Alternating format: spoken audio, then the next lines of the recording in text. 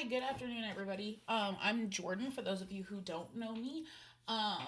Just a quick note that if you hear dogs barking in the background, those that are in my year know already, but that is just Dixie, my basset hound, probably, and they are working on homes next door, so she does not like the sound of the building of the house. And I apologize that I'm posting this late. School starts tomorrow for us, and I've been ran ragged. I was running yesterday, or working yesterday.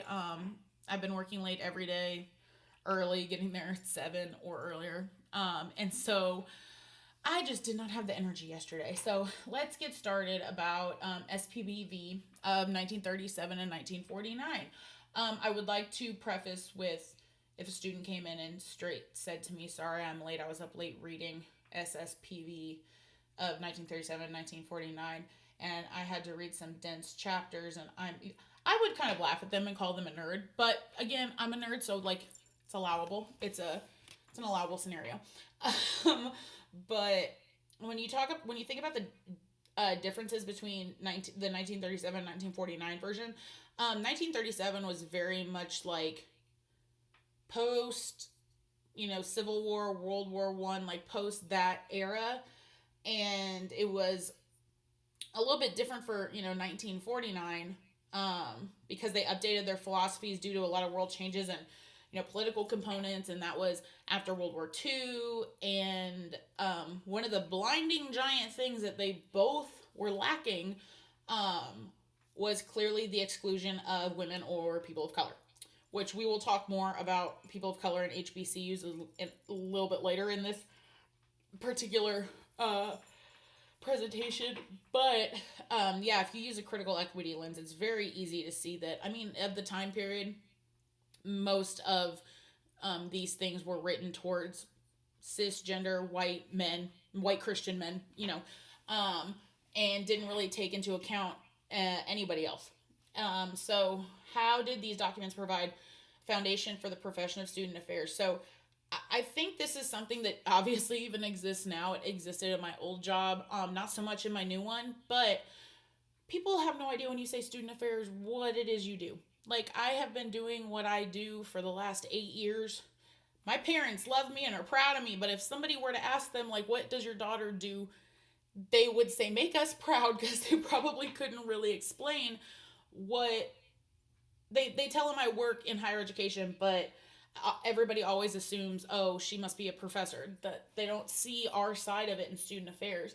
And so I think this was a basic understanding and guidance for what student affairs now, I mean, back then, obviously, not student affairs, but the student personnel point of view,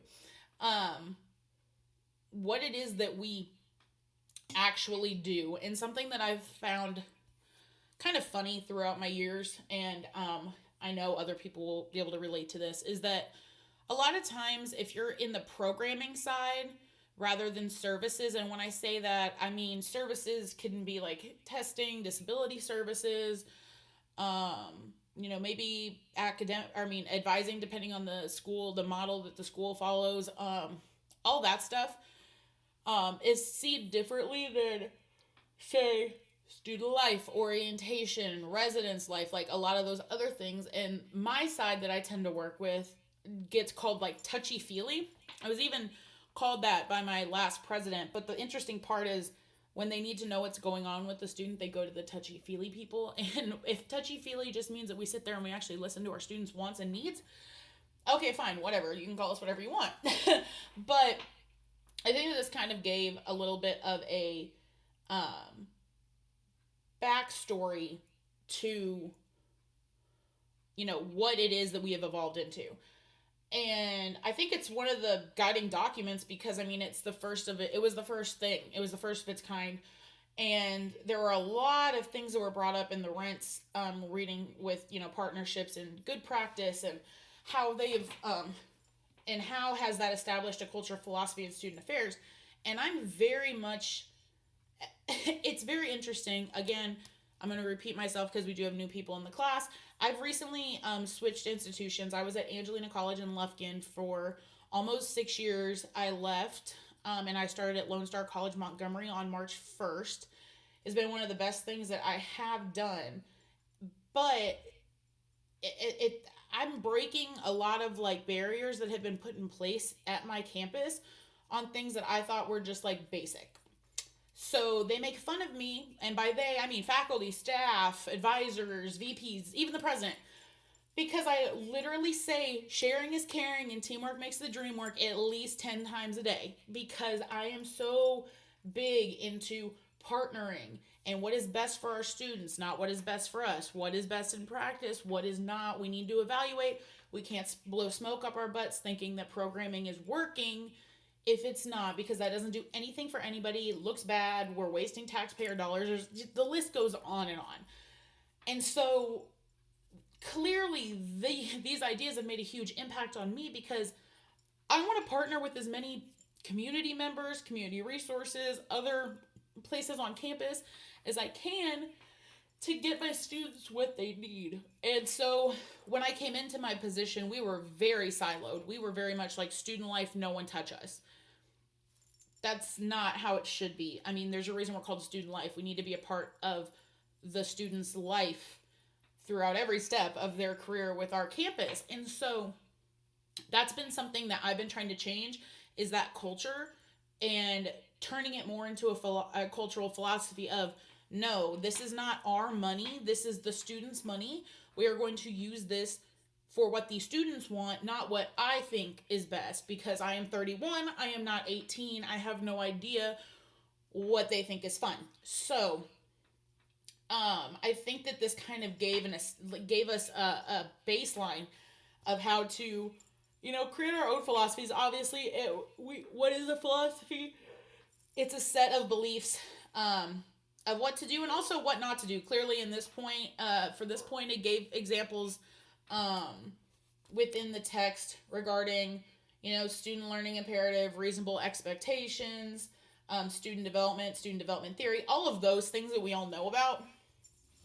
But it also showed us what not to do is completely remove populations of humans from a guiding document, such as this one. And so that brings me to the last question, which are some of the readings provide a history of the student affairs profession. What do you think were the three most influential developments that influence student affairs today? And why do you feel as though they've made an impact on student affairs? So, really quick. 1, innovations in curriculum and technology. 2, women's participation in higher education.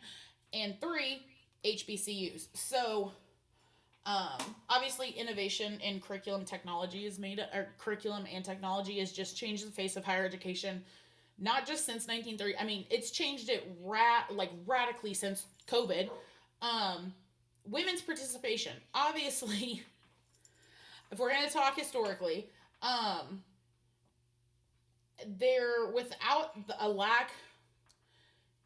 without having other perspectives in a room, there is no room for growth. There is no room for learning. And so once women and people of color were allowed to be in classrooms, allowed to, even if it was a hard road, there obviously were a lot of things that the colleges had to adjust to in ways of how it affected their students. And so I think historically speaking, that was a huge development. But one of my personal, the one that I think is the most influential, was the creation of HSIs and HBCUs, obviously. For those of you that are new in the class, HBCU is a historically black college or university, and HSI is a Hispanic serving institution.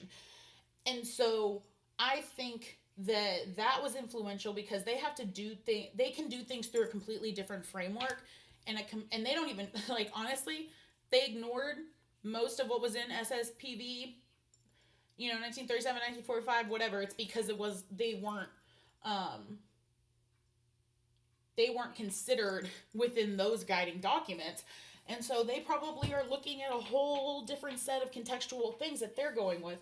And I just think that it's really influenced our contemporary framework of how we approach, multicultural councils, multicultural affairs, multicultural fraternities and sororities, multicultural organizations. There's a lot of things that I think with your PWIs, I think that there's been that influence, but I also appreciate the support that HBCUs have provided for those individuals and those targeted populations that have clearly been overlooked in guidance and guiding documents and any policies and procedures for years and years and years and years. I mean, this is 2022. You know, we kind of need to get it together. I don't really know, but I guess I'm one of the things I want to pull from the question was the student continues, and I'm so confused about how student affairs is defined or affairs is defined and where the title student affairs come from. I just think that for me, student affairs is really just caring about the whole student. It's not just caring about get good grades, go out there, graduation rate, retention rate, success rate, good stuff, high GPA. It's again, it's something I preach to my students all the time. We have to focus on their needs mentally and physically, and not just in the classroom. And so, if you ask me what student affairs was, it is just taking care of the whole student. Even if that means sitting down, listening to them, giving them a bag of Cheez-Its and a bottle of water, and saying, "Hey, what's going on?" And letting them talk to you to see what it is that if there's anything you can do to help meet their needs in order for them to be successful, because you have to Maslow before you bloom. You cannot expect a student to learn and to do well and to excel if their basic needs are not being met.